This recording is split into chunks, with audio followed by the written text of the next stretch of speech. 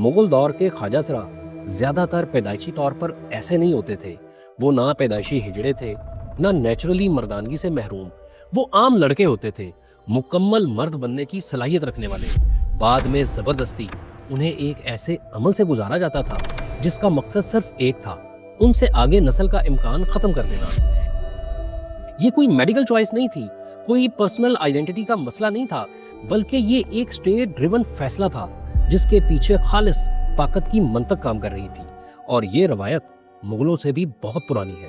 ज्यादातर ये बच्चे गुर्बत में बेचे गए, अगवा किए गए या जंगों के बाद गुलाम बनाकर लाए गए होते थे। कम उम्री में इनकी जिंदगी की पूरी डायरेक्शन जबरदस्ती बदल दी जाती थी। ये एक जुल्म था और इसमें कोई रोमांटिक या हीरोइक पहलू नहीं है, मगर मुगल सिस्टम इस जुल्म के अंदर से भी एक कोल्ड लॉजिक निकालता है, और वो ये कि सल्तनत ऐसे लोग चाहती थी जो जिंदा रहें, काम करें, लॉयल रहें, लेकिन जिनका कोई फ्यूचर पावर स्टेक ना हो, कोई फैमिली लाइन ना हो, कोई नस्ल ना हो जिसके लिए वो कल को बगावत कर सके।